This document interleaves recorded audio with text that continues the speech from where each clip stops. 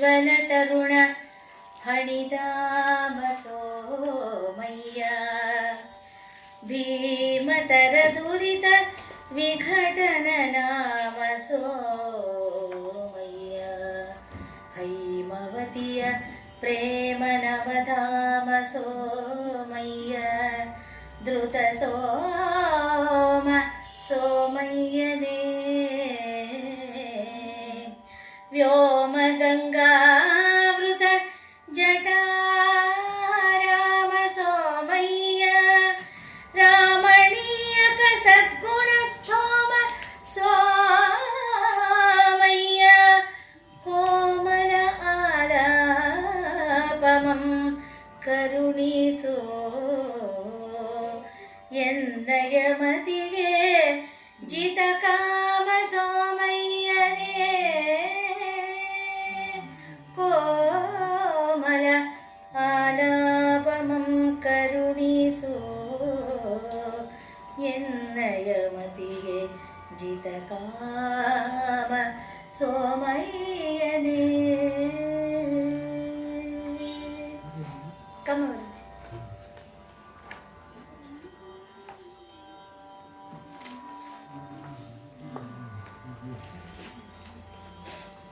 ತನುಕರಗದವರಲ್ಲಿ ಕಾವರ್ದಿನಿ ವಾ ಶಂಭೋ ಮಹಾದೇವ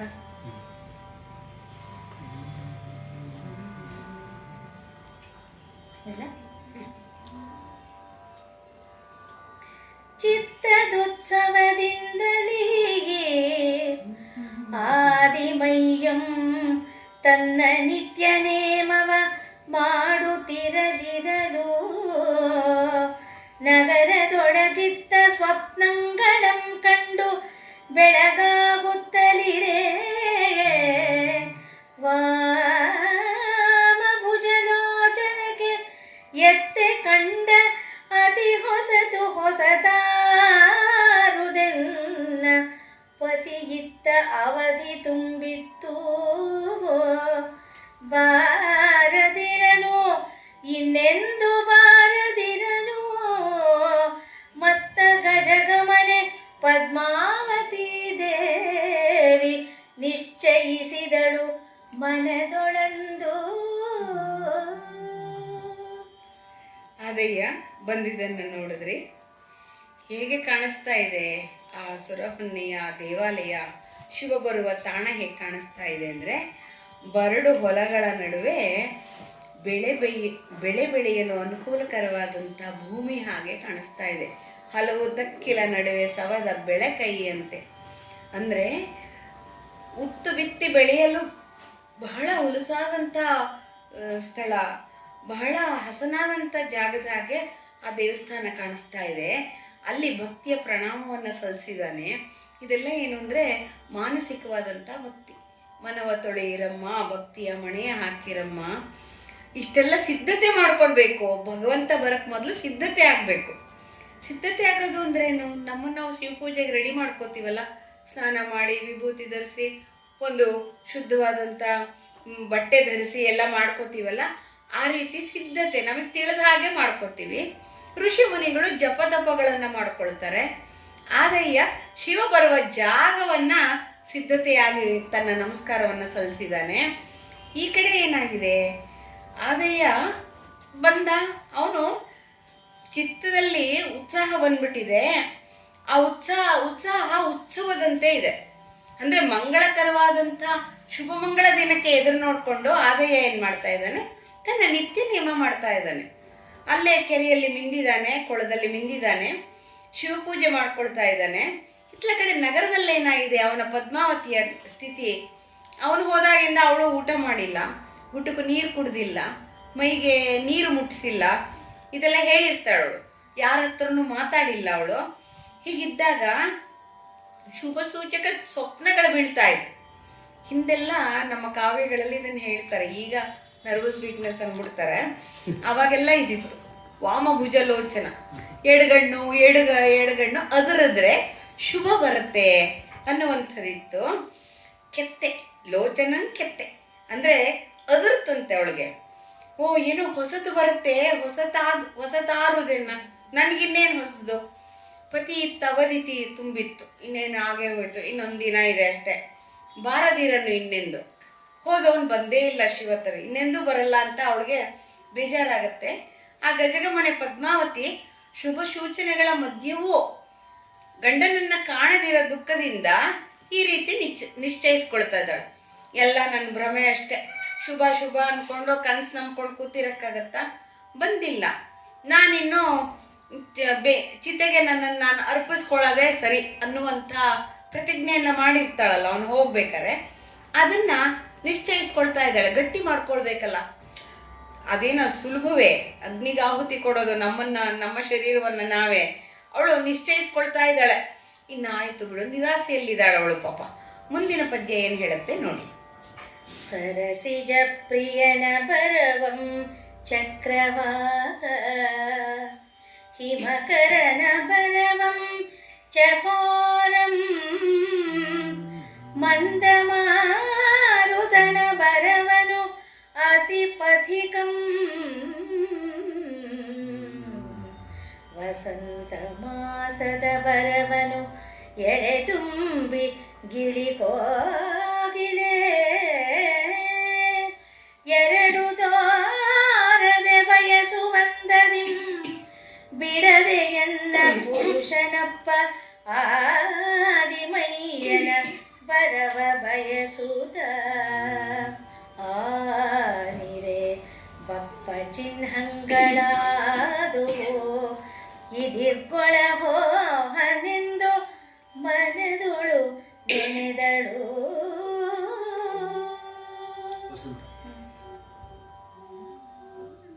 ಹೀಗೆ ಸರಸಿಜ ಪ್ರಿಯನ ಅಂದರೆ ಸೂರ್ಯನನ್ನ ಹೇಗೆ ಆ ಕಮಲಗಳು ಎದುರುಗೊಳ್ಳುತ್ತೆ, ಚಕ್ರವಾಕ ಚಂದ್ರನನ್ನ ಎದುರುಗೊಳ್ಳುತ್ತೆ, ಮಂದಮಾರುತನ ಬರವನು ಅತಿಪಥಿಕಂ ಅಂದರೆ ದಾರಿ ಹೋಕ ಬಿಸಿಲಲ್ಲಿ ಬಸವಳದವನು ಗಾಳಿಯನ್ನು ಹೇಗೆ ಎದುರು ನೋಡ್ತಾನೆ, ವಸಂತ ಮಾಸವನ್ನು ಹೇಗೆ ಎಳೆದುಂಬಿಗಳು ಗಿಳಿ ಕೋಗಿಲೆಗಳು ಎದುರು ನೋಡುತ್ತೋ, ಎರಡಿಲ್ಲದೆ ಬಯಸುತ್ತೋ, ಹಾಗೆ ಪುರುಷನಪ್ಪ ನನ್ನ ಪುರುಷೋತ್ತಮನಾದಂಥ ಆದಿಮಯ್ಯ ಅವನು ಬರಬೇಕು ಅಂತ ಬಯಸುತ್ತಾ ನಾನಿರೆ ಬಪ್ಪ ಚಿಹ್ನೆಗಳಾದು. ಬರುವಂಥ ಚಿಹ್ನೆಗಳು ಯಾವುದು? ಇದಿರ್ಗೊಳ ಹೋಹನೆಂದು ಮನದೊಳು ನೆನೆದಳು. ಏನೋ ಬರೋ ಹಾಗಿದೆಯಲ್ಲ, ಇದ್ರಗೊಳಕ್ಕೆ ಹೋಗಬೇಕು, ಅವನನ್ನು ಸ್ವಾಗತ ಮಾಡಬೇಕು ಅಂತ ಮನಸ್ಸಲ್ಲಿ ಅನ್ಕೋತಾ ಇದ್ದಾಳೆ. ಒಂದು ಕಡೆ ನಿರಾಸೆ, ಒಂದು ಕಡೆ ಆಸೆ, ಎರಡರ ಮಧ್ಯದಲ್ಲಿ ತೂಗುಯ್ಯಾಲೆ ಆಗ್ತಾ ಇದ್ದಾಳೆ. ಆಗ ಅವಳಿಗೆ ವಿಷಯ ಬರುತ್ತೆ. ಕಂಡು ನಂಟರು ನಲ್ಲ ರೈತಂದು ಕೇ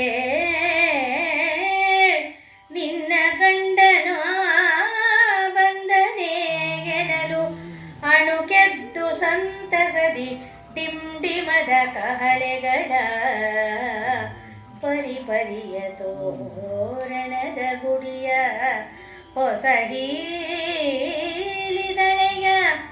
ಮುಂಡನಂಗಳ ಕಳಶ ಕನ್ನಡಿಯ ಬಾಯಿನದ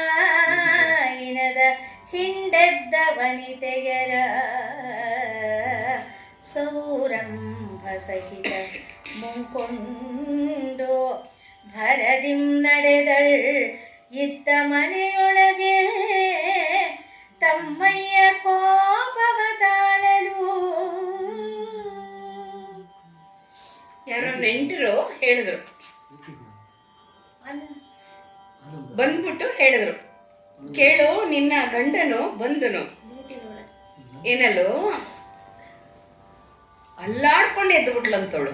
ಹಾ ಬಂದ ಅಂತ ಹೇಳಿ ಸಂತಸದಿ ಎಲ್ಲ ಕಹಳೆ ಊದಿಸ್ಬಿಟ್ಲು, ಡಿಂಡಿಮ ಬಾರಿಸಿಸ್ಬಿಟ್ಲು, ಪರಿಪರಿಯ ತೋರಣಗಳನ್ನು ಕಟ್ಟಿಸ್ಬಿಟ್ಲು. ತನ್ನ ಮುಡಿಯನ್ನು ಬಿಚ್ಚಿದ ಮುಡಿ ಬಾಚ್ಕೊಂಡಿರ್ಲಿಲ್ವಲ್ಲ, ಅದನ್ನು ಬಾಚ್ಕೊಂಡು ಅದಕ್ಕೆ ನವಿಲ್ಗರಿಯ ಅಲಂಕಾರ ಮಾಡ್ಕೊಂಡ್ಲಂತೆ. ಮಾಡಿಕೊಂಡು ಕಳಸ ಕನ್ನಡಿ ಹಿಡ್ಕೊಂಡು ಶೋಭಾಯಾತ್ರೆ ಮಾಡ್ತಾ ಇದ್ದಾಳು. ಶೋಭಿನಿಯರ ಸಹಿತ ಸೌರಂಭ ಅಂದರೆ ಕುಂಭಗಳ ಸಹಿತ ಕರ್ಕೊಂಡು ಹೋಗ್ತಾ ಇದ್ದಾಳೆ. ಎಲ್ಲ ಕೊಂಬು ಕಾಳೆ ಎಲ್ಲ ಬಾರಿಸ್ಕೊಂಡು ಆದರೆ ಪಾರಸೆಟ್ಟಿ ಇದಾನಲ್ಲ, ಯಾರು ಆದಯ್ಯನನ್ನು ಕಳಿಸೋಕ್ಕೆ ಆವೇಶಪಡಿಸಿದ್ನೋ, ಕೆಟ್ಟ ಮಾತಾಡಿದ್ನೋ, ಅವನಿಗೆ ಮಾತ್ರ ಬಹಳ ಸಿಟ್ಟು ಬರ್ತಾ ಇದೆ. ಬಂದೇ ಬಿಟ್ನ ಇವನು, ಅಯ್ಯೋ ಇವನ್ನೆಲ್ಲರೂ ಹಾಳಾಗಿ ಹೋಗ್ಬಾರ್ದಿತ್ತ, ಆ ಬಯಕೆಯಿಂದ ಅಳಿಯನನ್ನು ಕಳಿಸಿದ್ದ. ಮಗಳ ಮೇಲೆ, ಮಗಳ ಸುಖದ ಮೇಲೆ ಜ್ಞಾನವಿಲ್ಲದವನು, ಅವನಿಗೆ ಮಾತ್ರ ಸಿಟ್ಟು ಬರ್ತಾ ಇದೆ. ಆದಯ್ಯ ಬಂದೇ ಬಿಟ್ನ, ಯಾಕೆ ಬಂದ್ನೋ ಅನ್ನೋ ಥರ. ಮಿಸುಗುವ ವಸಂತ ಮಾಸದ ಬರವನು ಎಳೆ ಮಾವು, ಸಸಿಯ ಕಿರಣದ ಬರವನು ಅಂಬುನಿಧಿ, ಅಂಕುರ ಪ್ರಸರದ ಬರವನು ಮರಿಗೋಗಿಲೆಗಳು, ಅತುಳ ಪರಿಮಳದ ಬರವನು ಮಧುಕರ, ಹೊಸ ಫಳದ ಬರವನು ಅರಗಿಳಿಗಳು ಇದಿಗೊಂಬಂತೆ, ಹೊಸ ಫಳದ ಬರವನು ಅರಗಿಳಿಗಳಿದಿಗೊಂಬಂತೆ, ಶಶಿವದನೆಯರು ಸಹಿತ ಪದ್ಮಾವತಿ ದೇವಿ ಒಸೆದು ಹಿಡಿರುಗೊಂಡಳು, ಆದಯ್ಯನಂ ಪರಸಮಯವನಧಿ ಒಡಬಾದಳನನು ಒಸೆದು ಎದಿರ್ಕೊಂಡಳು. ಇಲ್ಲೊಂದು ಅದ್ಭುತವಾದ ಉಪಮಾಲಂಕಾರವನ್ನು ರಾಘವಾಂಕರು ಕೊಡ್ತಾ ಹೋಗ್ತಾರೆ. ಹೇಗೆ ಬೇಸಿಗೆಯಿಂದ ಬಡವಾಗಿ ಹೋಗಿದ್ದಂಥ ಎಳೆಮಾವು ವಸಂತ ಮಾಸವನ್ನು ಎದುರುಗೊಂಡ ಹಾಗೆ, ಅಂದರೆ ಇನ್ನೇನೂ ಇಲ್ಲ, ಎಲ್ಲ ಚಿಗುರದು ದಾರಿನೇ ಇಲ್ಲ ಅಂದಾಗ ವಸಂತ ಮಾಸ ಬಂದಾಗ ಎಳೆಮಾವಿಗೆ ಅತ್ಯಂತ ಸಂತೋಷ ಆಗುತ್ತಂತೆ. ಚಂದ್ರ ಬರ್ತಾನೆ ಅಂತ ಅಂಬುದಿ ಕಾಯ್ತಾ ಇರುತ್ತಲ್ಲ, ಉಬ್ಬರಕ್ಕೋಸ್ಕರ, ನನ್ನಲ್ಲೊಂದು ಹರ್ಷದ ಉಬ್ಬರ ಬೇಕು ಅಂತ ಹಾಗೆ ಕಾಯುವಂತೆ. ಹಾಗೆ ಮರ ಒಣಗೋಗಿದ್ದಾಗ ಅಂಕುರ ಪ್ರಸರ, ಅಂದರೆ ಅದರಲ್ಲಿ ಚಿಗುರುವಂಥ ಆ ಕಾಲವನ್ನು, ತನ್ನ ಬರವನ್ನು ನೀಗಿಕೊಳ್ಳೋಕ್ಕೋಸ್ಕರ ಕೋಗಿಲೆಗಳು, ಮರಿ ಕೋಗಿಲೆಗಳು ಕಾಯ್ತಾ ಇರತ್ವಲ್ಲ, ಎದುರು ನೋಡತ್ವಲ್ಲ, ಓ ಚಿಗುರು ಬಂತು, ನಾನು ಇನ್ನು ಕೂಗಬಹುದು ಅಂದ್ಕೊಳತ್ತಲ್ಲ. ಹಾಗೆ ಅತುಳ ಪರಿಮಳ, ಅಂದರೆ ಹೂವು ಮೊಗ್ಗಾಗಿದ್ದಾಗ ಪರಿಮಳ ಬರಲ್ಲ, ಅರಳುವ ಕಾಲವನ್ನು ಭೃಂಗ ಕಾಯ್ತಾ ಇರುತ್ತೆ, ಮಧುಕರ ಕಾಯ್ತಾ ಇರುತ್ತೆ. ಹೊಸ ಫಳದ ಬರುವನ್ನು, ಹೊಸ ಹಣ್ಣು ಒಂದು ಸ್ವಲ್ಪ ಬಣ್ಣ ಬರೋಕ್ಕಿಲ್ಲ, ಗಿಳಿಗಳು ಬಂದು ಕುಕ್ಕತ್ವೆ, ಅದು ಎದುರುಗೊಳ್ಳತ್ತದು. ಓ ನನ್ನ ಹಸಿವನ್ನು ನೀಗಿಸೋಕ್ಕೆ ಭಗವಂತ ಕೊಟ್ಟದ್ದ ಹೊಸ ಫಲ ಇದು. ಹಾಗೆ ಶಶಿವದನೆಯರೆಯ ಸಹಿತ ತನ್ನ ಪತಿಯನ್ನು ಎದುರುಗೊಳ್ಳಕ್ಕೆ ಅಷ್ಟು ವೈಭವದಿಂದ ಬರ್ತಾ ಇದ್ದಾಳೆ. ಹೇಗೆ ಅಂದರೆ ಅಂಬುದಿ ಬಡಬಾನಲವನ್ನು, ಅಂದರೆ ಸಮುದ್ರದ ಒಳಗಿರುವಂಥ ಅಗ್ನಿಗೆ ಬಡಬಾನಲ ಅಂತ ಕರೀತಾರೆ. ಅವಳ ಪ್ರೀತಿಯ ಮಧ್ಯದಲ್ಲಿ ಇವನು ಅಗ್ನಿ ಆಗಿದ್ದಾನೆ, ಯಾಕೆಂದರೆ ಇವನಲ್ಲಿ ಶಿವಜ್ಯೋತಿ ಇದೆ, ಅವಳಲ್ಲಿ ಪ್ರೇಮ ಅನ್ನೋದೊಂದೇ ಇದೆ. ಈ ಶಿವಜ್ಯೋತಿಯಿಂದ ಆ ಪ್ರೇಮ ಜ್ಯೋತಿ ಶಿವಜ್ಯೋತಿ ಆಗಬೇಕು, ಅದಕ್ಕೆ ಇದು ಬಡವಾನಲ್ಲ ಅಂತ ಅನ್ನೋ ಮಾತನ್ನು ಇಲ್ಲಿ ರಾಘವಾಂಕರು ಉಪಯೋಗಿಸಿದ್ದಾರೆ ಅಂತ ಅನ್ಸುತ್ತೆ. ಇಷ್ಟು ಸಂಭ್ರಮದಿಂದ ಆದಯ್ಯನನ್ನು ಎದುರುಗೊಳ್ತಾ ಇದ್ದಾಳು ಅವಳು. ಆ ಮುಂದಿನ ಪದ್ಯದಲ್ಲಿ ನೋಡಿ. ಹರೆದ ಮುಡಿ ತೊಡಕಿದ ಅಳಕಂ ಬತ್ತಿ ಬರತು, ಬೆಳಕು ಅರಸಿದ ಅಧರಂ ಗುಳಿದ ಕಣ್ ಬಾಡಿದ ಆನನಂ, ಕರಮಾಸಿದ ಗುಡಿಗೆ ಬಡವಾದ ಒಡಲು, ವೆರಸು ಮಾನಿನಿ ಸುಭಗನಾದಯ್ಯನ, ಆದಯ್ಯನ ಚರಣ ಕಮಲಕ್ಕೆ ಎರಗಿ ನಡುಗುತ್ತೆ ನಾಚುತ್ತೆ, ಸಿರಿಮೊಗವನೋಡಲು ಆದಯ್ಯನ ಸುನಕ್ಕೊಡೆ ಆ ತರುಣಿ ಹೆಚ್ಚುತ್ತೆ ಹಿಕ್ಕುತ್ತೆ, ಸಂಭ್ರಮವೆರಸಿ ನಗರಿಯಂ ಪೊಗುತೆಂದಳು.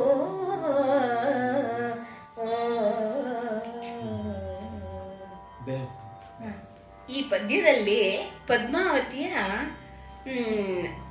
ಆಕೃತಿಯನ್ನು ವರ್ಣನೆ ಮಾಡ್ತಾ ಇದ್ದಾರೆ ರಾಘವಾಂಕರು.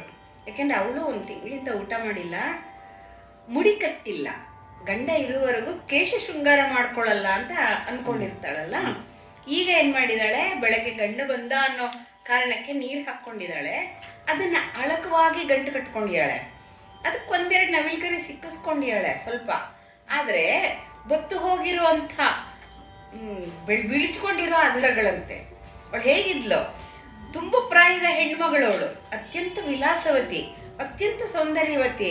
ಈಗೇನಾಗಿದ್ದಾಳೆ, ಒಂದು ತಿಂಗಳ ಆಹಾರ ಇಲ್ದಿರ, ನೀರಿಲ್ದಿರ, ಮಾತಿಲ್ದಿರ ಎಲ್ಲ ಬಿಳಿಚ್ಕೊಂಡ್ಬಿಟ್ಟಿದ್ದಾಳವಳು. ಗುಳಿ ಕಣ್ಣು ಗುಳಿ ಹೋಗ್ಬಿಟ್ಟಿದೆ. ಬಾಡಿದಾನನು ಮುಖ ಬಾಡೋಗಿದೆ, ಉಪವಾಸದಿಂದ ಬತ್ತು ಹೋಗಿದೆ. ಮಾಸಿದ ಹುಡುಗಿಯನ್ನ ಅವಳು ಬಹುಶಃ ಅಕಸ್ಮಾತ್ ಆಸೆ ಪಟ್ಕೊಂಡು ಹೋದರೆ, ಆದಾಯ ಕಾಣದೇ ಇದ್ರೆ ಅನ್ನೋ ಕಾರಣಕ್ಕೋ ಏನೋ ತುಂಬ ಶೋಭಾಯಮಾನವಾದಂಥ ಉಡುಗೆ ಧರಿಸಿಲ್ಲ ಅನ್ಸುತ್ತೆ. ಬಡವಾದ ಒಡಲು. ಮೊದಲೇ ಅವಳು ಬಳ್ಳಿಯೋಪಾದಿಯಲ್ಲಿದ್ದವಳು, ಈಗ ಒಣಗಿದ ಬಳ್ಳಿ ಹಾಗ ಹೋಗಿದ್ದಾಳೆ, ತುಂಬ ಬಡವಾಗಿ ಹೋಗ್ಬಿಟ್ಟಿದ್ದಾಳೆ. ಆ ಸುಮಾನಿನಿ ಅಂದರೆ ಆ ಸುಮಾನದ ಹೆಣ್ಣು ಸುಭಗನಾದಂಥ ಅತ್ಯಂತ ಚೆಲುವನಾದ ಆದಯ್ಯನ ಚರಣಕಮಲಕ್ಕೆ ಎರಗ್ತಾ ಇದ್ದಾಳೆ. ಯಾಕೆಂದರೆ ಪತಿಯೇ ಪರದೈವ, ಪತಿಯೇ ಪರಶಿವಮೂರ್ತಿ ಅನ್ನುವಂಥ ಒಂದು ನಾಣ್ಣುಡಿ ಇದೆ. ಅಂಗಸತಿ ಲಿಂಗಪತಿ ಅಂತ ನೋಡಿ. ಪ್ರತಿಯೊಂದು ಶರೀರಕ್ಕೂ ಶಿವನೇ ಪತಿ. ಆದಯ್ಯಂಗೆ ಶಿವಪತಿ ಆದರೆ ಶಿವಸ್ವರೂಪಿ ಆದಯ್ಯ ಆಕೆಗೆ ಪತಿ ಅನ್ನೋ ಅರ್ಥ ಇಲ್ಲಿ ಬರುತ್ತೆ. ನಾಚ್ಕೊಂಡು ನಡ್ಕೊಂಡು ಏನಾಯ್ತೋ ಹೋದ ಕೆಲಸ, ಶಿವ ಬಂದಿಲ್ವಲ್ಲ, ಇವನೊಬ್ಬನೇ ಬಂದಿಯಾನಲ್ಲ, ಏನು ಕೆಲಸ ಏನಾಯ್ತು ಅಂತ ನಾಚ್ಕೊಂಡು ಅವನ ಸಿರಿಮಗುವನ್ನು ನೋಡ್ತಾ ಇದ್ದಾಳೆ. ಆದಯ್ಯ ನಸುನಗ್ತಾನೆ. ಓ, ಆತ್ಮವಿಶ್ವಾಸ ಬಂತು. ಆಗ ಆ ತರುಣಿ ಹೆಚ್ಚಿದ್ಲು. ಆಹಾ, ಹೌದು, ಸರಿ, ಕೆಲಸ ಆಗಿದೆ, ಹೀಗಾಯ್ತು. ತನ್ನ ಗಂಡನೇ ವಿಜಯ ಆಯಿತು. ಒಂದು, ಶಿವ ಬರ್ತಿದ್ದಾನೆ ಅಂತ ಎರಡು, ಸದ್ಯ ಕಂಡನಲ್ಲ ನನ್ನ ಗಂಡನನ್ನ, ಎರಡರಿಂದ ಸೇರಿ ಸಂಭ್ರಮ ಆಯಿತು. ನಗರವನ್ನು ಹೋಗ್ತಾ ಹೀಗೆ ಹೇಳ್ತಾಳವಳು. ಏನು ಹೇಳ್ತಾಳೆ ನೋಡಿ. ಆ ರುಚಿರ ಸೌರಂಭಮಂ ಕಂಡು ಪುರದೊಳಗಣೆ ಆರುಹತರೆಲ್ಲರೇ ತಂದು ಕಂಡು ಅಣಕೆ ಕರೆದರೆ ಆದಿಮಯ್ಯನೇ ಹದುಳವೇ ನೀನೆಮ್ಮ ಬಸದಿಯೊಳಗಿರಲು ತಂದ ಸೌರಾಷ್ಟ್ರದ ಒಡೆಯನು ನೀ ಈ ಸತ್ತಿಗೆಯ ಹಿಡಿದವನೋ ದಾರಿಗಾಳೆಯವನೋ ಮತ್ತಿಳಿಗೆ ನೋಯಿವರುಳ್ ಆರು ತೋರಿವರು ಆದೊಡೆಮ್ಮ ಬಸದಿಯ ಬೆಂಬಲದೊಳಗೆ ಮುನ್ನುಂಟೆ ಎಂದರು. ನೀವು ಬಂದಿದ್ದು ನೋಡ್ಬಿಟ್ಟು ಏನು ಈ ಶೋಭಾಯಾತ್ರೆಯನ್ನು ನೋಡ್ತಾರವರು, ಇಣಕಿ ನೋಡ್ತಾರೆ ಶಿವದೂಷಕರು. ಇಣಕ್ಬಿಟ್ಟು ಅಣಗಿಸಿ ಕರೀತಾರೆ. ಏನು ಆದಮಯ್ಯ, ಕ್ಷೇಮವೇ, ಏನು ನೀನು ನಮ್ಮ ದೇವಸ್ಥಾನದಲ್ಲಿ ಇರೋಕ್ಕೆ ತಂದಿಯಲ್ಲ ಸೌರಾಷ್ಟ್ರದೊಡೆಯನ್ನ, ಅವನು ಯಾರು? ನೀನು ಛತ್ರಿ ಹಿಡಿದಿರಲ್ಲ ಇವನ, ಅಥವಾ ದಾರಿಗ ಮುಂದೆ ತೋರಿಸ್ತಾ ಇದ್ದಾನಲ್ಲ ಅವನು ದಾರಿಗಾಳೆಯವ ಅಂದರೆ ಈಗ ಬನ್ನಿ ಅಂತ ಹೇಳ್ತಾರಲ್ಲ ಅವರು. ಮದ್ದಳೆಯನ್ನು ಮದ್ದಳೆ ಬಾರಿಸ್ತಿದ್ದಾನಲ್ಲ ಅವನು ಡಮ್ ಡಮ್ ಅಂತ, ಅವನು ಯಾರು ತೋರು? ಯಾರು ಸೌರಾಷ್ಟ್ರ ಸೋಮಯ್ಯ ತೋರು? ನಮ್ಮ ಬಸದಿಯ ಬೆಂಬಲ ಇದೆ, ನಮ್ಮ ಬಸದಿಯ ಬೆಂಬಲದೊಳಗೆ ನೀನು ಅವನು ತಂದು ತುರುಕ್ತೀನಿ ಇದೆಯಲ್ಲ, ಎಲ್ಲ ಇದೆ, ಬಾರಪ್ಪ ಬಾ. ಅಣಗಿಸ್ತಾ ಇದ್ದಾರೆ. ಅವನು ಎಷ್ಟು ಅವನ್ನ ಇದು ಮಾಡಬೇಕು ಅಷ್ಟು ಆವೇಶ ಪಡಿಸೋದು ಅಂತಾರೆ ಇದಕ್ಕೆ. ಯಾವತ್ತೂ ಒಬ್ಬರನ್ನ ಆವೇಶಪರವಾಗಿ ಮಾತಾಡಿಸ್ಬಾರ್ದು ಅಂತಾನೆ ಕೃಷ್ಣ. ಯಾಕೆಂದರೆ ಆವೇಶ ಹುಟ್ಟೋ ಹಾಗೆ ಚಾಲೆಂಜ್ ಮಾಡಬಾರ್ದು, ಸವಾಲು ಹಾಕಬಾರ್ದು. ಸವಾಲು ಹಾಕೋದ್ರಿಂದಲೇ ಅನೇಕ ಕೆಟ್ಟ ಕೆಲಸಗಳಾಗೋಗುತ್ತೆ. ಅಲ್ಲಿ ಇದು ಧ್ವನಿಸುತ್ತೆ.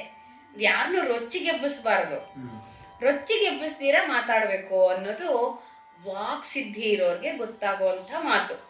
ಆ ಮಾತು ಇಲ್ಲಿ ಬರ್ತಾ ಇದೆ. ಮುಂದಿನ ಇದು ನೋಡಿ. ಮುನ್ನೀ ವರ್ಚಿಸುವ ಬಸದಿಯೊಳಗೆ ಇಪ್ಪಾತನು ಈಗ ತೋರಲು ಅವನಿವರಂ ಕನಿಷ್ಠ ನೆನಿಪಂದನಂ ಮಾಡಿದ ಪೇ ನಲವರಿದಿರೆಂದೊಡೆ ಆ ಜೈನರೆಲ್ಲಂ ಕೋಪಿಸಿ ತನ್ನ ಶಿವನ ತರುಮಡೆ ಅಡಬಡದೆ ತಾನೀಗ ನನ್ನಿಯುಳ್ಳವನಂತೆ ನುಡಿವ ಇವನ ನಗರಿಯಲ್ಲ ಎನ್ನಗಲು ಬೇಕೋ ಇವನ ನಗರಿಯಲ್ಲನ್ನಗಲು ಬೇಕೋ ಭೂತಿಕ್ಕಿ ಕಟಕಿಗಳು ಗುಡಿಗಟ್ಟೆಂದು ಸಾರಿಸಿದರು.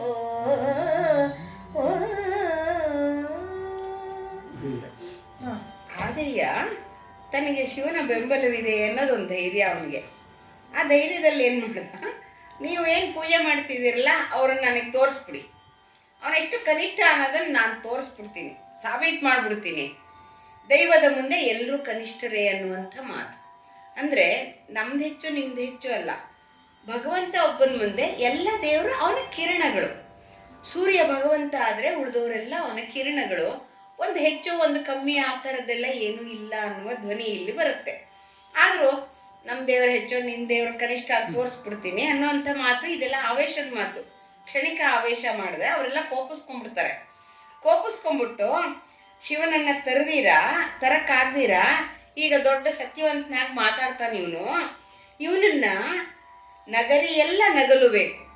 ನಗರಿ ಎಲ್ಲ ಇಡೀ ನಗರಿ ಪೂರ್ತಿ ನಗಬೇಕು ಇವನು ನೋಡಿ, ತಂದೆ ಇಲ್ಲ ಶಿವನ್ನ ಅಂತ ಹೇಳಿ ಭಂಡತನದಿಂದ ಕಟಕಿಯೊಳು ಗುಡಿಕಟ್ಟೆಂದು ಸಾರಿಸಿದರು.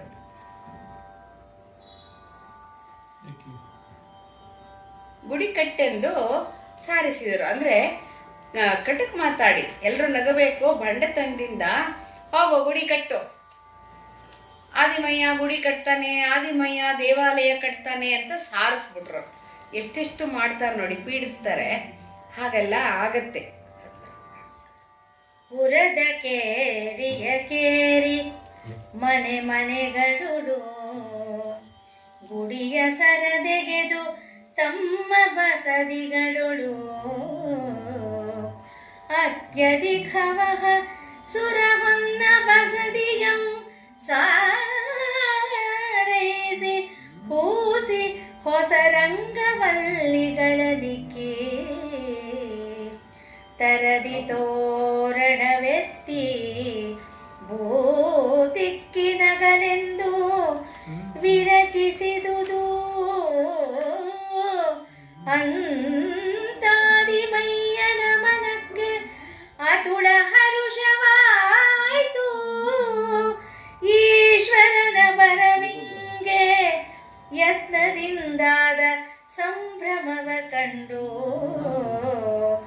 ಆದಿಮಯ್ಯನ ಮನಕ್ಕೆ ಅತುಳ ಹರುಷವಾಯಿತು. ಆ ಜನ ಎಲ್ಲ ಏನು ಮಾಡಿಬಿಟ್ರು ಅಂದರೆ, ಪುರದ ಕೇರಳಲ್ಲಿ ಬೀದಿಗಳಲ್ಲಿ ಮನೆ ಸಾರಿಸಿ ಬೀದಿ ಸಾರಿಸಿ ರಂಗೋಲಿಗಳನ್ನ ಇಟ್ಟು ಧ್ವನಿ ತೆಗೆದು ಅಂದರೆ ಜೋರಾಗಿ ಹಾಡು ಹೇಳ್ಕೊಳ್ತಾ ಬಸದಿಗಳಲ್ಲಿ ಅಂದರೆ ಆ ದೇವಾಲಯಗಳಲ್ಲಿ ಅತ್ಯಧಿಕ ಅನ್ನುವಂಥ ಆ ಸುರಹೊನ್ನೆಯ ದೇವಾಲಯವನ್ನು ಸಾರಣೆ ಮಾಡಿ ಹೊಸ ಹೊಸ ರಂಗೋಲಿಗಳನ್ನು ಇಟ್ಟು ತೋರಣವನ್ನು ಕಟ್ಟಿದ್ದಾರೆ. ಇವನನ್ನು ಅಣಗಿಸೋಕ್ಕೋಸ್ಕರ ಮಾಡಿರೋದದು. ಭಂಡತನದಿಂದ ನಗಬೇಕು ಅನ್ನೋದಕ್ಕೆ ಮಾಡಿದ್ರು ಕೂಡ ಆದಿಮಯ್ಯನಿಗೆ ಅತ್ಯಂತ ಹರ್ಷವಾಯ್ತಂತೆ. ಯಾಕೆಂದರೆ ಈಶ್ವರನ ಬರುವಿಗೆ ಅಯತ್ನದಿಂದ, ಯತ್ನವಲ್ಲದೆ, ಅವರದೇ ಪ್ರಜ್ಞೆ ಇಲ್ಲದೆ ಅವರು ಸಂಭ್ರಮ ಪಡ್ತಾ ಇದ್ದಾರೆ. ಅಂದರೆ ಶಿವನ ಬರುವಿಕೆಗೆ ಯಾರು ಶಿವ ಬರ್ತಾನೆ ಅಂತ ಇಷ್ಟೆಲ್ಲ ಮಾಡ್ತಿಲ್ಲ. ಆದರೆ ಆದ ಹೆಂಗೆ ಗೊತ್ತು ಶಿವ ಬರ್ತಾನೆ ಅಂತ? ಅಯತ್ನದಿಂದ, ಅಂದರೆ ಪ್ರಯತ್ನವಿಲ್ಲದೆ ಆಗ್ತಾ ಇದೆ.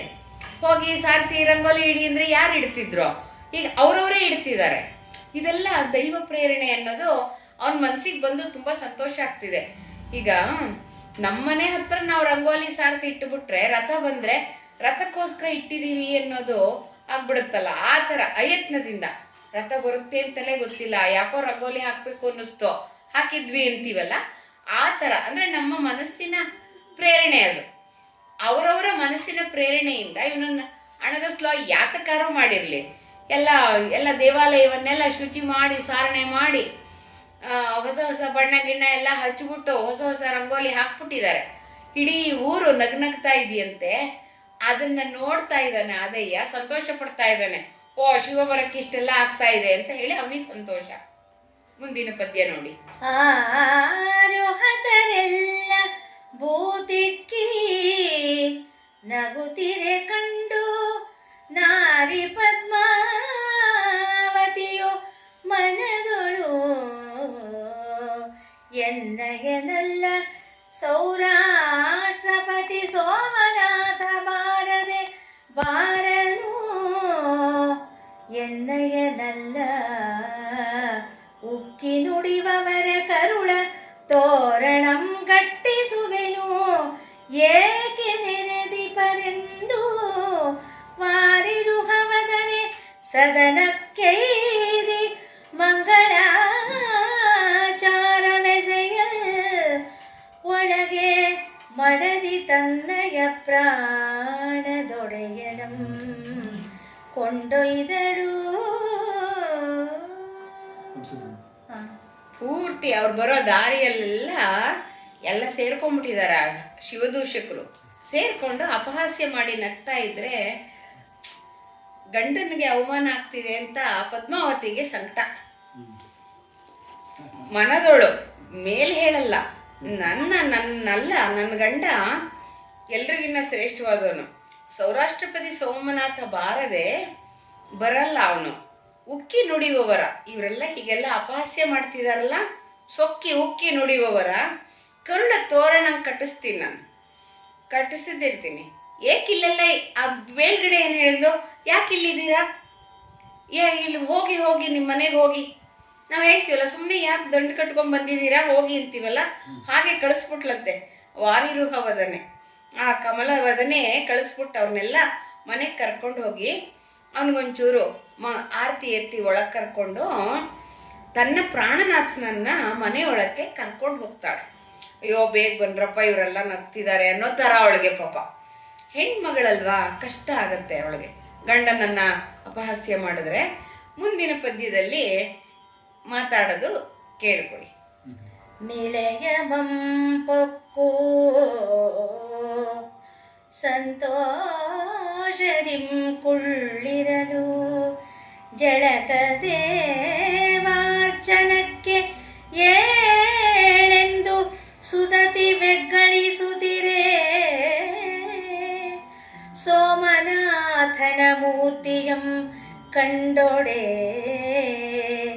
ಸೋಮನಾಥನ ಮೂರ್ತಿಯಂ ಕಂಡೊಡಲ್ಲದೆ ಆನೊಲ್ಲೆನೋ ಎನಲು ತಿಳಿಯಬೇಳೆಂದು ಬಂದಪನೆಂದು ಕೇಳುತ್ತಿಹಲನೆಗೆ ಆಡಿದನು ಇಂದಿನಿರುಳು ಮಧ್ಯದ ರಾತ್ರಿಯುಳ್ ಗೈದೆ ಒಳಗೈದೆ ಬಂದಪಂ ಕೇಳು ಮಾನಿನಿ ಕೇಳು ಎನ್ನುತ್ತಿರೆ ದಿನಂ ಕಡೆಗಂಡುದು. ಮನೆಯೊಳಗೆ ಹೋದ್ಮೇಲೆ ಸಂತೋಷದಿಂದ ಇದ್ದಾಗ ಪದ್ಮಾವತಿಗೆ 1 ತಿಂಗಳಿಂದ ಊಟ ಇಲ್ಲ ಅನ್ನೋದು ಜ್ಞಾಪಕಕ್ಕೆ ಬರುತ್ತೆ. ಹೇಳು ಊಟ ಮಾಡು ಅಂದರೆ ಸಿಟ್ಟು ಬರುತ್ತೆ ಅವನಿಗೆ. ಸ್ನಾನ ಮಾಡಿ ದೇವತಾರ್ಚನೆ ಮಾಡು ಹೇಳು ಅಂತ ಹೇಳಿದಾಗ ಸುದತಿ ಹೇಳಿದಾಗ ಬಲವಂತ ಮಾಡ್ತೀಯಾಳಂತೆ. ಸೋಮನಾಥ ಮೂರ್ತಿಯಂ ಇಲ್ಲಿ ಕಂಡಡಲ್ಲದೆ ನಾನೇನು ಮಾಡಲ್ಲ ಆನೊಲ್ಲೆ. ಏಕೆಂದರೆ ಅವನು ಪುನೀತನಾಗ್ಬಿಟ್ಟಿದ್ದಾನೆ. ಸೋಮನಾಥನ ಕರಸ್ಪರ್ಶದಿಂದಲೇ ಅವನು ಪುನೀತನಾಗಿದ್ದಾನೆ. ಜನ್ಮ ಜನ್ಮಾಂತರದ ಸ್ನಾನವೆಲ್ಲವೂ ಆಗೋಗಿದೆ ಅವನಿಗೆ. ಪುನೀತನ ಭಗವಂತ ಮುಟ್ಟಿದ ಮೇಲೆ ಮಲಿನತೆ ಎಲ್ಲಿರುತ್ತೆ ಹೇಳಿ. ಏನೂ ಇಲ್ಲ. ಅದಕ್ಕೆ ಅಯ್ಯೋ ತಿಳಿಯೋ ಹಾಗೆ ಹೇಳಪ್ಪ ನೀನು ಅಂತ ಕೇಳಿದ್ರೆ, ಎಂದು ಬಂದಪ್ಪ, ಯಾವಾಗ ಬರ್ತಾನವನು ಅಂತ ಕೇಳ್ತಾ ಇದ್ದಾಳಲ್ಲ ಲಲನೆಗೆ. ಆಡಿದ ಅವನು ಹೇಳ್ದ, ಇಂದಿರುಳು ಮಧ್ಯದ ರಾತ್ರಿಯೊಳಗೆ ಐದೆ ಬಂದಪ್ಪ, ಬರ್ತಾನೆ ಕೇಳು ಮಾನಿನಿ ಎನ್ನುತ್ತೀರೆ. ಆ ದಿನ ಕಡೆಗೊಂಡುದು, ಆ ದಿನ ಮುಗೀತು. ಅವನು ಹೇಳ್ತಾ ಇರೋಷ್ಟರಲ್ಲಿ ಆ ದಿನ ಮುಗೀತು.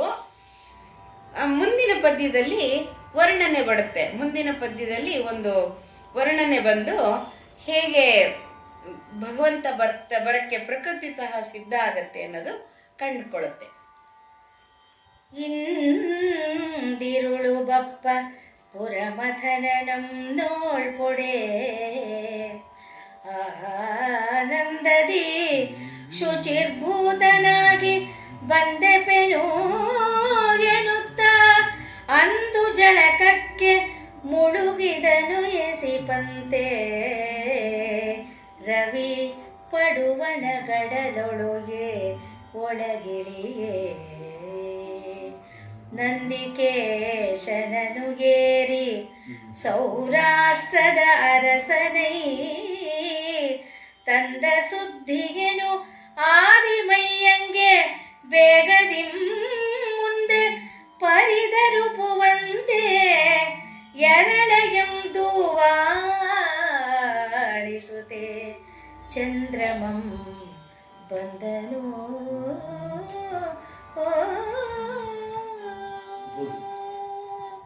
ಆ ರಾತ್ರಿಯ ಶುಭತನವನ್ನ ಈ ಪದ್ಯ ಸಾರುತ್ತೆ. ಇವತ್ತು ರಾತ್ರಿ ಬರ್ತಾನಲ್ಲ ಆ ಪುರಮಥನ, ತ್ರಿಪುರಾಂತಕ ಇದಾನಲ್ಲ, 3 ರಾಕ್ಷಸರ ತ್ರಿಪುರಗಳನ್ನು ಹರಿಸಿದವನು ಶಿವ. ಅವನು ಆನಂದದಿಂದ ಶುಚಿರ್ಭೂತನಾಗಿ, ಅವನು ಬರೋಷ್ಟೊತ್ತಿಗೆ ನಾನು ಆನಂದವಾಗಿ ಶುಚಿರ್ಭೂತನಾಗಿ ಬರ್ತೀನಿ ಅಂತ ಹೇಳಿ ಸ್ನಾನ ಮಾಡೋಕ್ಕೆ ಮುಳುಗಿಬಿಟ್ನೇನೋ ಸೂರ್ಯ ಪಶ್ಚಿಮ ಸಮುದ್ರದಲ್ಲಿ ಅನ್ನುವಂತೆ ಸೂರ್ಯ ಮುಳುಗ್ದ. ಶಿವ ಬರೋ ಹೊತ್ತಲ್ಲಿ ನಾನು ಬೆಳಗಿಂದ ಸುತ್ತಾಡಿ ದಣಿದಿದ್ದೀನಿ, ಸ್ನಾನ ಮಾಡ್ಕೊಂಬರ್ತೀನಿ ಅನ್ನೋ ಹಾಗೆ ಇಳಿದ. ಎಷ್ಟು ಚೆನ್ನಾಗಿದೆ ನೋಡಿ ಆ ಕವಿ ಕಲ್ಪನೆ. ನಂದಿಕೇಶನೇರಿ ಸೌರಾಷ್ಟ್ರದ ಅರಸ ಐತಂದ ಸುದ್ದಿಯನ್ನು, ಅವನು ಬರ್ತಿದ್ದಾನೆ ಅನ್ನೋ ಸುದ್ದಿಯನ್ನು ಆದಿಮಯ್ಯಂಗೆ ಬೇಗದಿ ಮುಂದೆ ಹೇಳಬೇಕು ಅಂತ ಹೇಳಿ ಎರಳೆಯಂ ಚಂದ್ರನ ವಾಹನ ಜಿಂಕೆ ಅಂತ ಹೇಳ್ತಾರೆ. ಆ ಜಿಂಕೆ ರಥವನ್ನೇರಿ ಚಂದ್ರ ಬೇಗನೆ ಬಂದ ಅನ್ನೋ ಹಾಗೆ ಚಂದ್ರ ಬಂದ್ಬಿಟ್ನಂತೆ. ಸೂರ್ಯ ಮುಳುಗ್ಬಿಟ್ಟ, ಸ್ನಾನ ಮಾಡ್ಕೊಂಡ್ ಬರ್ತೀನಿ ಅಂತ. ಚಂದ್ರ ವಿಷಯ ಹೇಳಕ್ಕೆ ಬೇಗ ಬರ್ತೀನಿ ಅಂತ ಜಿಂಕೆಯನ್ನ ಉತ್ಸಾಹಗೊಳಿಸ್ತಾ ಬರ್ತಾ ಇದ್ದಾನಂತೆ. ಗಳಗಳನೆ ರಾತ್ರಿ ಬಲಿಯಲು ಸರ್ವಜೀವಿಗಳು ನಿಳಯ ಮಂಕುಗೆ ದಂತಧಾವನಂ ಗೈದು ನಿರ್ಮಳಕಾಯರಾಗಿ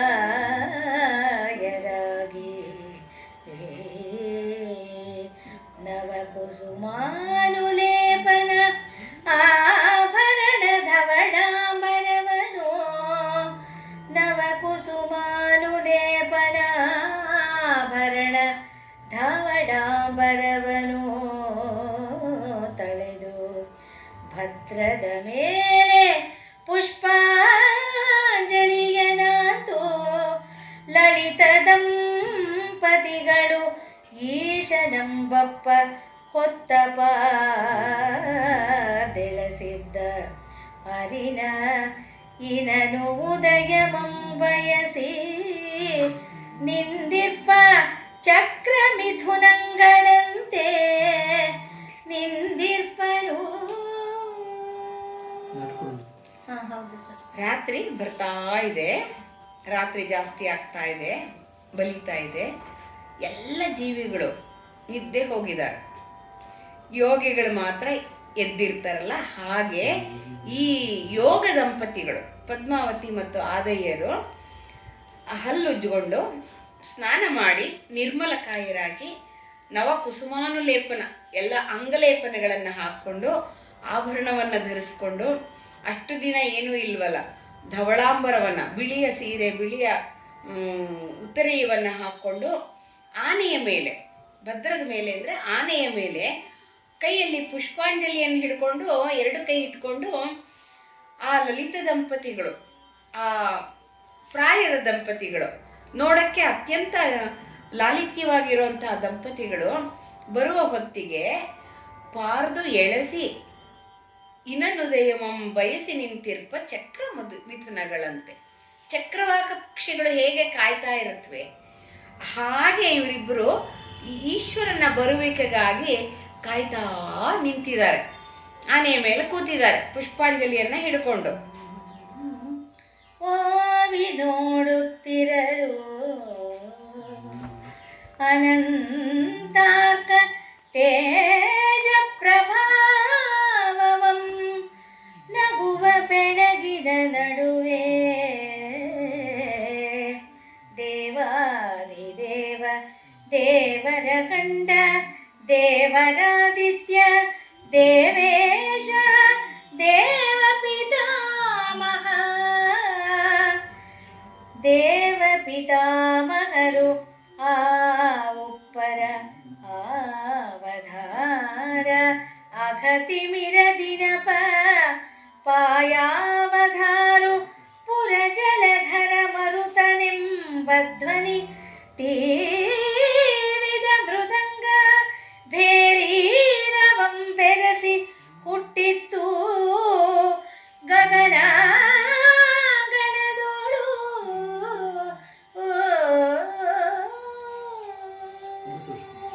ಇಡೀ ಪ್ರಕೃತಿ ಶಿವನ ಬರುವಿಕೆಗಾಗಿ ಹೇಗೆ ಸಜ್ಜಾಗಿದೆ ಎನ್ನುವುದನ್ನು ಈ ಪದ್ಯ ಅದ್ಭುತವಾಗಿ ವರ್ಣಿಸುತ್ತೆ. ಶಿವನನ್ನ ಹೇಗೆ ಸ್ವಾಗತಿಸಬೇಕು. ಎಲ್ಲೋ ಒಂದು ಕಡೆ ಜಗದಗಲ ಇರೋನು, ಕರಸ್ಥಳಕ್ಕೆ ಬರೋನು ಈಗ ಆ ದೇವಾಲಯದಲ್ಲಿ ಬಂದು ಕೂತ್ಕೋಬೇಕು. ಅವನು ನಮಗೆ ಬೇಕಾದಾಗ ಪೂಜೆಗೊಳ್ಳಕ್ಕೆ ಕರಸ್ಥಳದಲ್ಲಿ ಬರ್ತಾನೆ, ಚುಳುಕಾಗಿ ಬರ್ತಾನಂತ. ಹಾಗೆ ದೇವಾಲಯದಲ್ಲಿ ಭಕ್ತರಿಗೋಸ್ಕರ ಬರಬೇಕು ಅವನು. ಅದಕ್ಕೆ ಪ್ರಕೃತಿ ಹೇಗೆ ರೆಡಿ ಆಗ್ತಿದೆ ಅಂದರೆ, ನೋಡ್ತಾ ಇದ್ದಾಗೆ ಕೋಟಿ ಸೂರ್ಯ ಪ್ರಕಾಶವಾಗೋಯ್ತಂತೆ ಗಗನ. ಶಿವ ಬರೋ ಹೊತ್ತಲ್ಲಿ ಎಲ್ಲಾದರೂ ಅಂಧಕಾರ ಇರಲು ಸಾಧ್ಯವೇ? ಆ ನಗುವ ಬೆಳಕಿನ ನಡುವೆ ದೇವಾದಿದೇವ, ದೇವರ ಗಂಡ, ಎಲ್ಲರಿಗೂ ಅವನ ಒಡೆಯನಾದವನು, ದೇವರಾದಿತ್ಯ, ದೇವರ ಸೂರ್ಯ, ಸುರಬೃಂದ ಮೋಹನ, ಸುರಬೃಂದ ಸೂರ್ಯನಾದಂಥ ದೇವೇಶ, ದೇವರಿಗೆಲ್ಲ ಈಶನಾದವನು, ದೇವ ಪಿತಾಮಹ, ಆದಿದೇವನಾದವನು, ಆ ಒಪ್ಪ ಅವನು ಬರೋ ಅಂಥದ ಅವಧಾರಂ ಅಂತ ಕರೀತಾರೆ. ಅದಕ್ಕೆ ಪರಾಕ್ ಹೇಳ್ತಾರಲ್ಲ ಅದು. ಅಗತಿಮೀರ ದಿನಪ ಅಂದರೆ ಪಾಪ ಅನ್ನೋ ಅಂಧಕಾರಕ್ಕೆ ಸೂರ್ಯನಾಗಿರುವವನು. ಅವಧಾರು ಪುರ ಅವಧಾರು ಬಾರಪ್ಪ ಬಾ ತಂದೆ ಅಂತ ಕರೀತಾ ಇದ್ದಾರೆ. ಜಲಧರ, ಜಲವನ್ನು ಧರಿಸಿದವನು. ಮರುತ ನಿಂಬ ಧ್ವನಿ, ನೀರು ಮತ್ತು ಗಾಳಿ ಎರಡು ಸೇರಿದ್ದು ಧ್ವನಿ ಏನಾಗ್ತಾ ಇದೆ, ಮೃದಂಗ ಭೇರೀರವವನ್ನು ಹುಟ್ಟಿಸಿದೆಯಂತೆ ಗಗನಾಂಗಣದಲ್ಲಿ. ಅಂದರೆ ಮಿಂಚು ಗುಡುಗುಗಳೆಲ್ಲ ಅತ್ಯಂತ ಲಾಲಿತ್ಯಪೂರ್ಣವಾದಂಥ ಧ್ವನಿಯನ್ನು ಮಾಡ್ತಾ ಇದ್ದಾವೆ. ಶಿವನ ಬರೆಯುವಿಕೆಗಾಗಿ ಇಡೀ ಪ್ರಕೃತಿ ಸಿದ್ಧಗೊಂಡು ಈ ಥರ ಹರ್ಷ ಕಲರವವನ್ನು ಮಾಡ್ತಾ ಇದೆ ಅನ್ನೋದನ್ನು ಈ ಪದ್ಯ ಅತ್ಯದ್ಭುತವಾಗಿ ವರ್ಣಿಸ್ತಾ ಇದೆ. ಅತಿ ಸಂಭ್ರಮದ ರವಂ ಪೊಣ್ಮೆ ನಭದಲ್ಲಿ ದಂಪತಿಗಳಾಲಿಸಿ ತಿಳಿದು ತಪ್ಪದು ಇದು ಸೌರಾಷ್ಟ್ರಪತಿ ಸೋಮನಾಥ ವಿಜಯಂ ಗೈವೆನೆ. ಸೋಮನಾಥ ವಿಜಯಂ ಗೈವೆನೆಂದ ಹೊತ್ತಿದು ಬಂದನು ಇಂದು ಮೌಳಿ ಸಿತಘತನದಿಂ ಚುನ್ನವಾಡಿ ನಗುತಿಪ್ಪ ಆರುಹತರಿಗಾದುದು ಮಾರಿಯೆಂದು ಮನಸಂದು ಶಂಕಿತ ಚಿತ್ತರು ಆರೈದು ನೋಡುತ್ತಿರೆ ಮೇರೆ ಇಲ್ಲದ ವಿಮಾನಂ ತೋರಿತು.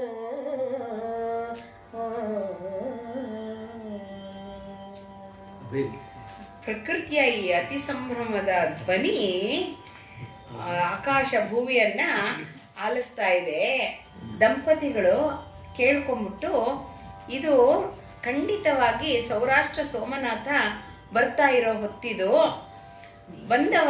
ಬಂದು ಇಂದು ಮೌಳಿ ಬರ್ತಾ ಇದ್ದಾನೆ.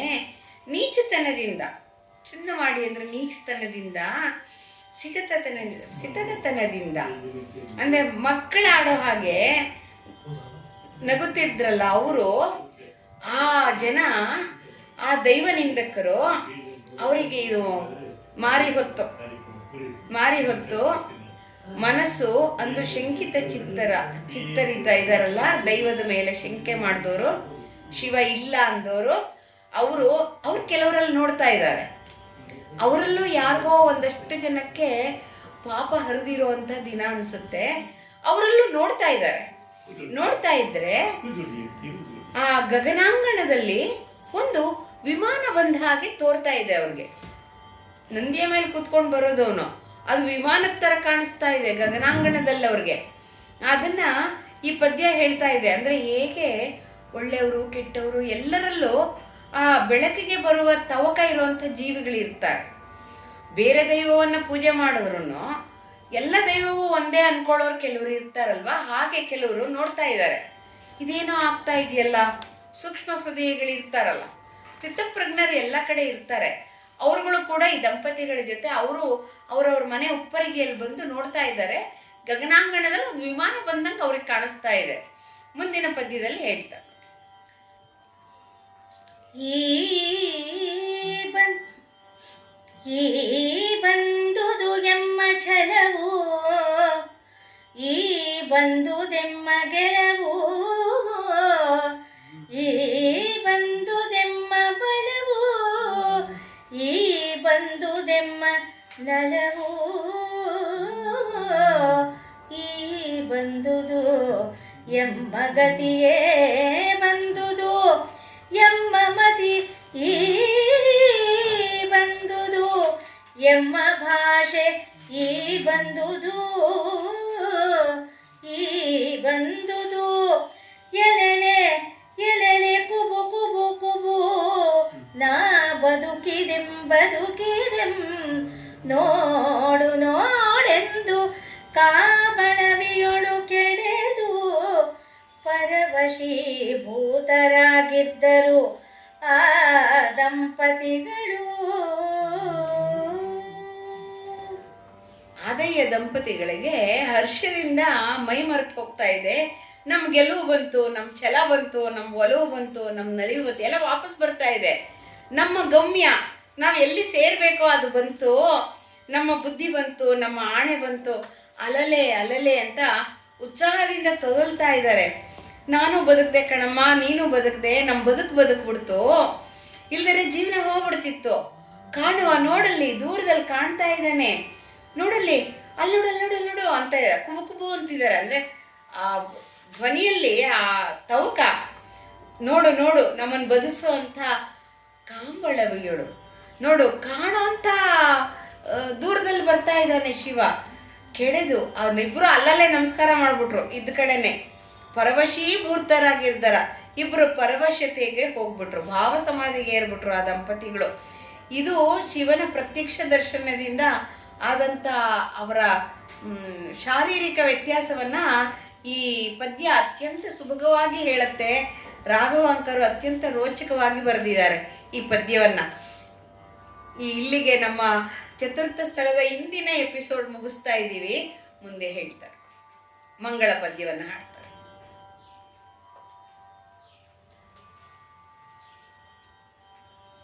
ನುತಕಾಯ ಜಿತಮಾಯ ಪುರಮಥನ ವರ ಕಥನ, ಧೃತ ಸೋಮಗತ ಕಾಮ ಚಿರಲಿಂಗ ವರ ಸಂಗ, ಶ್ರುತಿ ದೂರ ಮತಿಸಾರ ಗಿರಿಜೇಶ ಸ್ಮರನಾಶ, ದುರಿತಹರ ಕರುಣಾಕರ, ಪ್ರತಿರಹಿತ ಗತಿ ನಿಹಿತ ಶರಣ ಜಯ ಭರಣ ಜಯ, ವಿತತ ಗಣ ಚತುರ ಗಣ ಸುರರಾಜ ವರ ತೇಜ. ಸಿದ್ಧಿಗಳನೆ ಅತಿ ಬಳನೆ ಶರಣ